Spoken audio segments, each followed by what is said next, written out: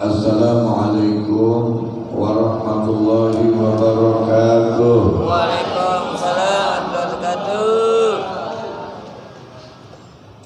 Alhamdulillahirabbil alamin. Wal 'aqibatu lil muttaqin. Wala 'udwana illa 'alal zalimin. Assalatu wassalamu ala asyrafil anbiya'i wal mursalin habibina wa syafiina wa qurrati a'yunina wa maulana Muhammad Allahumma shalli wa sallim wa barik wa ala alihi wa ashabihi ajmain. Qalu subhanaka la ilma lana illa ma 'allamtana innaka antal alimul hakim. Allahumma arinal haqqa haqqan warzuqna ittiba'ah. Amin. Wa arinal batila batilan warzuqna ijtinabah. Walhamdulillahi rabbil alamin. Hadirin dan hadirat hadakumullah. Alhamdulillah, sampai malam ini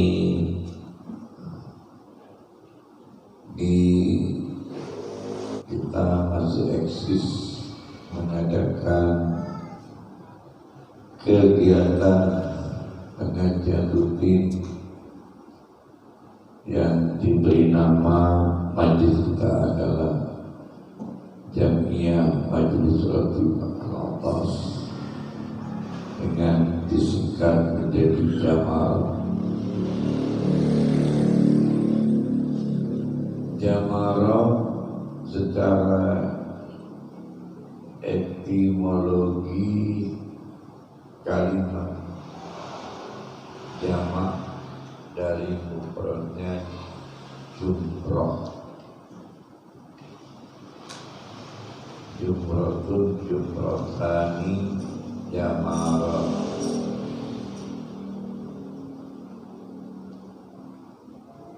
Lalu kenapa kita tiba-tiba teringat dengan kata itu ketika kita ingin menamai majelis taklim kita?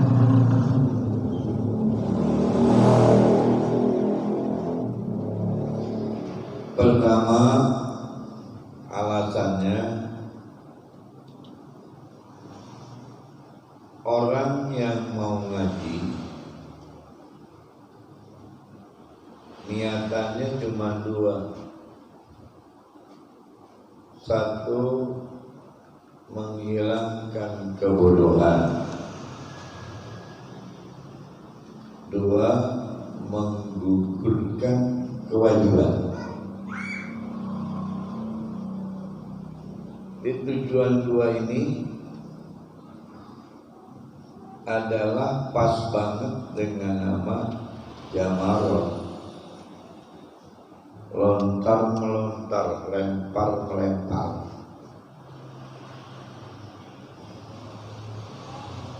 Tujuan yang pertama ngaji menghilangkan kebodohan.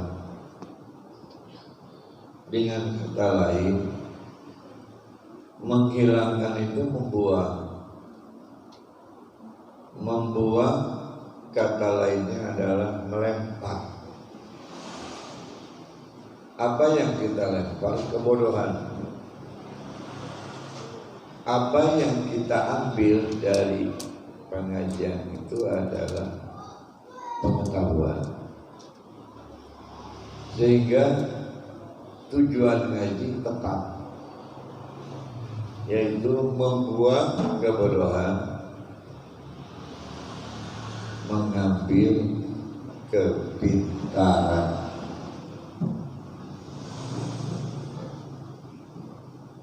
Lalu apa yang diharapkan dari membuang kebodohan dan mengambil kepintaran?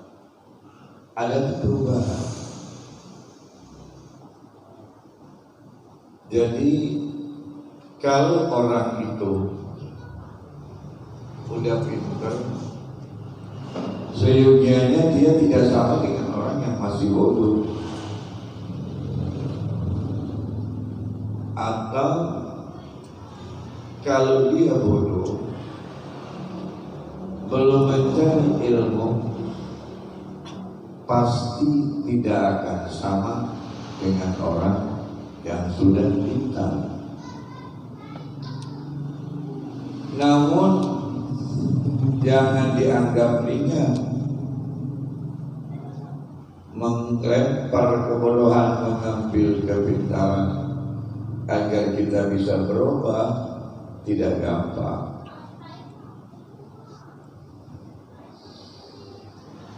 Maka makna yang lain dari jamarot itu adalah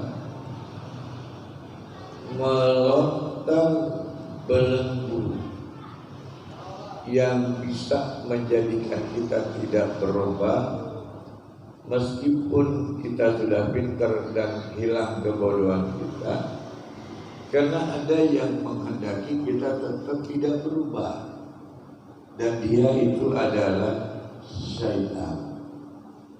Maka oleh karena itu, menghilangkan kebodohan dengan kata jukro yang jamaknya jamarot adalah melontar setan-setan yang membelenggu kita dari konsep kebodohan. Sehingga ketika bodoh hilang, setannya pun ikut hilang, dan ganti pola hidup kita dengan kepintaran. Dan malaikat yang menginginkan kita pintar memberikan respon untuk hidupnya bisa berubah. Amin. Oleh karena itu, majlis taklim yang seperti ini, pasang surut itu biasa.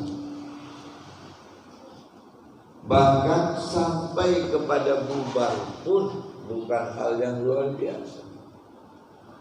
Biasa. Kenapa? Karena setan di sekitar kita akan menggelitik kepada kita untuk menyiapkan strategi. Dengan berbagai strategi, minimal adalah 2 strategi setan. Yang ini biasanya dua-duanya sukses untuk orang yang biasa ngaji. Yang pertama, males.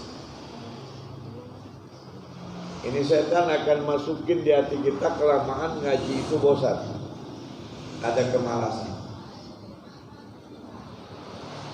Sebagaimanapun dikemasnya pengajian dengan tata cara yang lebih baik, tetap malas itu akan ada nanti datang kepada kita. Yang mau hadirnya malas.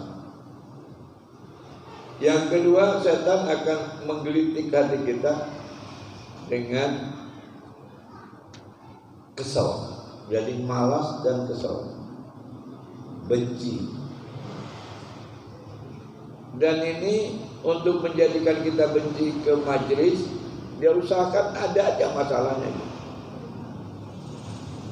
Bisa saja dari ustaznya, bisa saja dari teman-temannya, bisa saja dari orang yang terdekat lingkungan hidupnya dengan kita, yang menjadikan kemudian kita kesel, kita jengkel dengan yang namanya majelis taklim.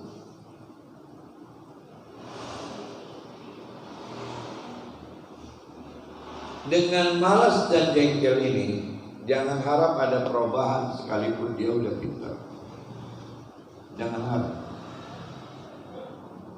Tidak akan ada perubahan ketika orang yang ingin berubah itu malas untuk berubah, karena di dalamnya ada jengkel dan kesal.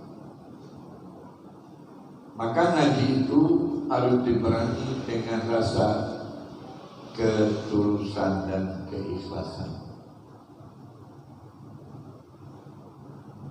Nah hadirin, hadirat, udah berapa kali kita ngadepin Ramadan situasi kondisi pengajian kita ya begini nasibnya. Entar banyak, entar sedikit.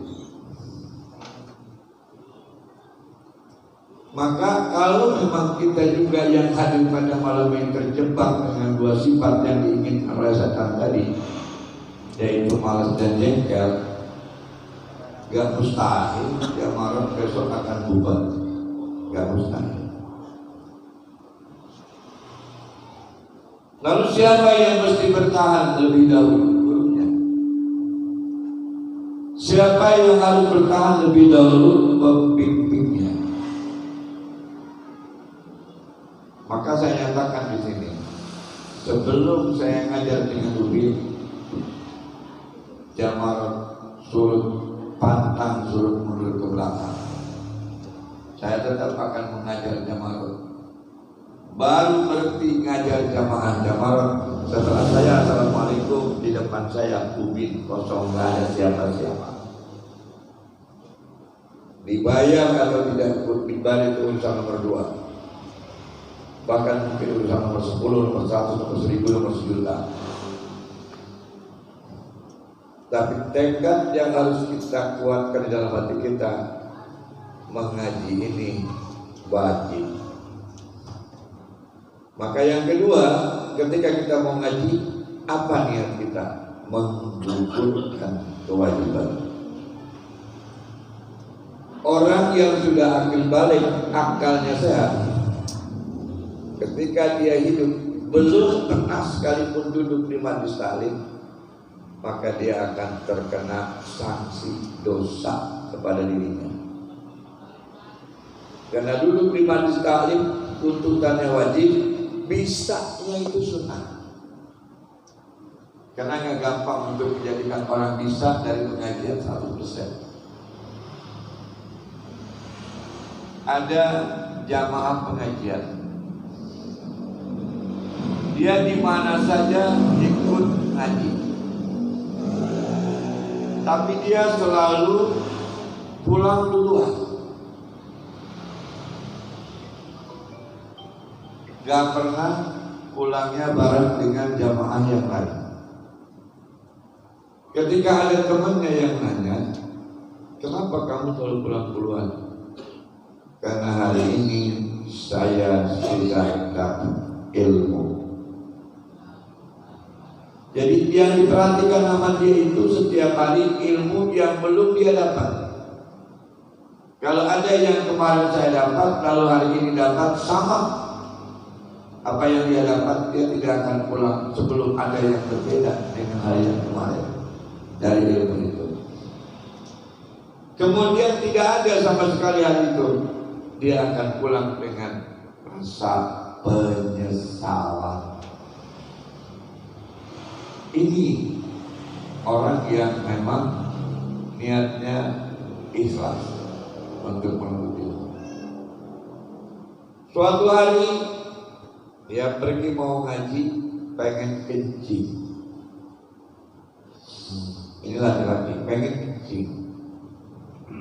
Dia selalu datang ke majelis taklim berdua dengan cucunya. Cucunya ini santri. Kakek diantar sama cucu.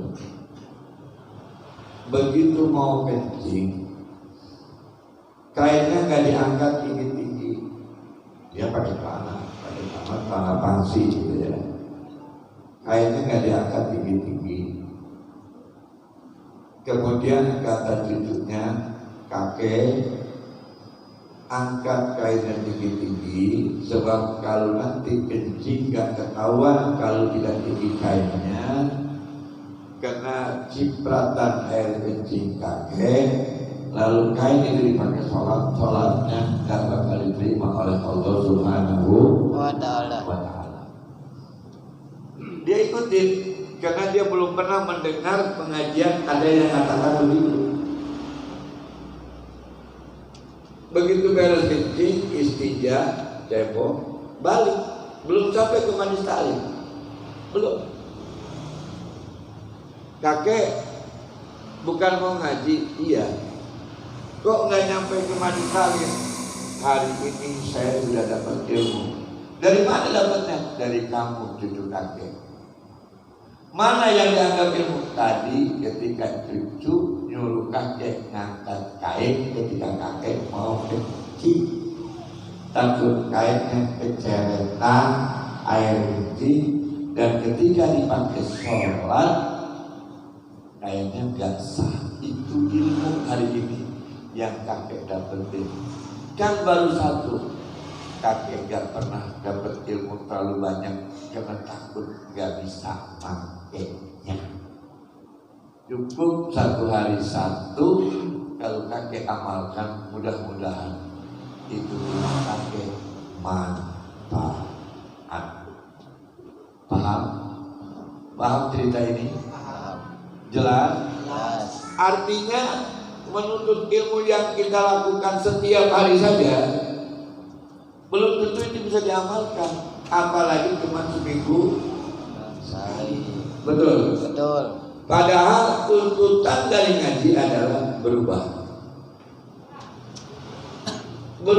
sholatnya, berubah akhlaknya, berubah tutur katanya, berubah pergaulannya, berubah.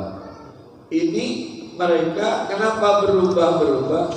Karena kehidupannya sudah ditata dengan apa? Dengan ilmu pengetahuan yang didapati olehnya dari pengajian.